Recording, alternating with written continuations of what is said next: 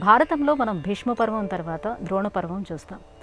అయితే దుర్యోధనుడు ద్రోణునితో ధర్మరాజును ప్రాణాలతో నా పట్టించి తీసుకుని రావాలని చెప్తాడు. ఎందుకు అలా చెప్తాడు? అందులో ఉన్నటువంటి ఆంతర్యం ఏంటి? తప్పకుండా ప్రాణాలతో పట్టివ్వాలి అని అడిగాడు దుర్యోధనుడు.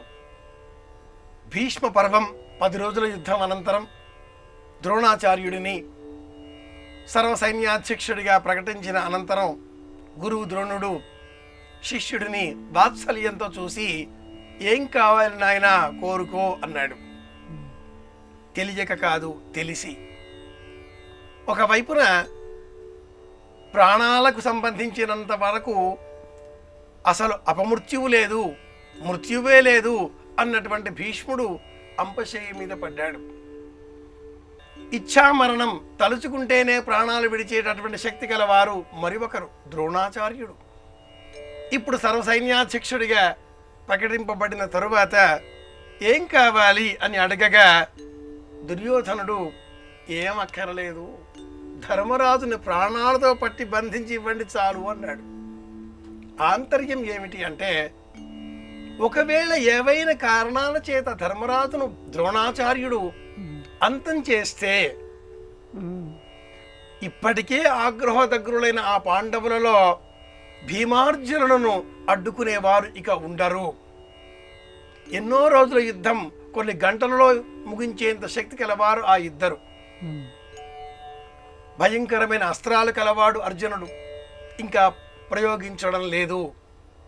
ధర్మరాజు అంతం అవుతే మరుక్షణమే ప్రపంచాన్ని భస్మీపటలం చేసేటటువంటి అపురూపమైనటువంటి ధనుర్విద్య కౌశలం ఉన్న కారణం చేత అర్జునుడిని ఎదుర్కోవడం తమ ఎవరి వల్ల కూడా కాదు. కనుక ప్రాణాలతో పట్టి బంధిస్తే తిరిగి సభకు తీసుకువెళ్ళవచ్చు, తిరిగి జూదం ఆడవచ్చు, మళ్ళీ అడవులకు పంపవచ్చు.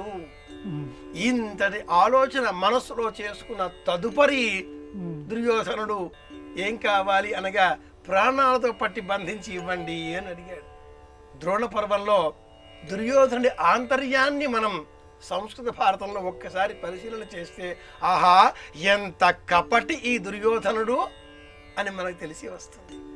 బయటికి మట్టుకు ప్రాణాలతో పట్టి బంధిస్తే యుద్ధం ఆగిపోతుంది, సమరస భావంతో బంధువులను అంతమొందించాడు అన్న అపకీర్తి దుర్యోధనుడికి రాదు.